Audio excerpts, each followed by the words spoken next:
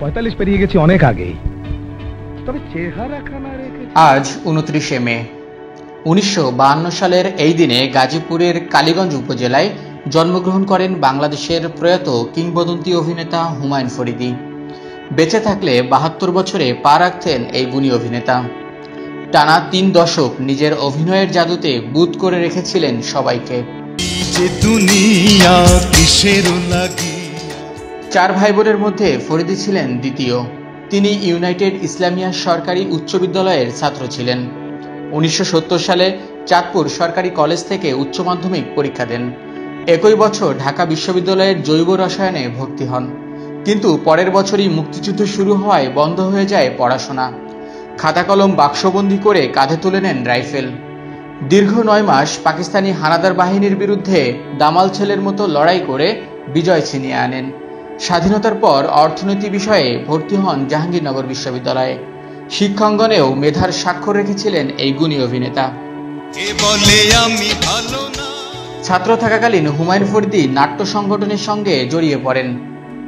1964 সালে কিশোরগঞ্জ মহল্লার মঞ্চ নাটকে প্রথম অভিনয় করেন। নিখোঁজ সংবাদ শিরোনামের নাটকের মাধ্যমে তার টিভি নাটকে যাত্রা শুরু।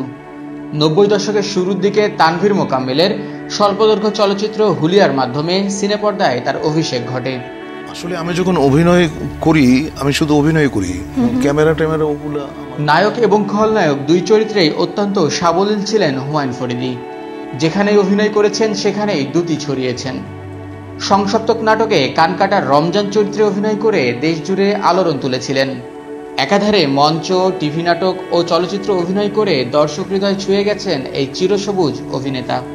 আমি যেদিন ধূমপান ছেড়ে দেব সেদিন হয়তো সবাইকে বলবো যে ভাই ধূমপান করবেন না, এটা স্বাস্থ্যের জন্য স্বাস্থ্যের পক্ষে। হুমায়ুন ফরিদীর অভিনীত জনপ্রিয় নাটকের মধ্যে রয়েছে একদিন হঠাৎ, ভাঙনের শব্দ শুনি, সংসপ্তক, 7 আসমানের সিঁড়ি, অযাত্রা, চানমিয়ার নেগেটিভ পজিটিভ, বকুলপুর কতদূর, মহু আর মন, পাথর সময়, 2 ভাই, শীতের পাখি, কোথাও কেউ নেই সহ ইত্যাদি। হুলিয়া সিনেমার মাধ্যমে বড় পর্দায় অভিষেকের পর চলচ্চিত্রে নিয়মিত হন ফরিদী।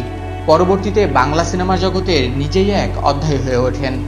একে একে উপহার দেন সন্ত্রাস, ভণ্ড, ব্যাচেলর, জয়যাত্রা, শ্যামল ছায়া, 71-এর যিশু, বিশ্বপ্রেমিক ও পালাবি কোথায় সহ অসংখ্য জনপ্রিয় চলচ্চিত্র।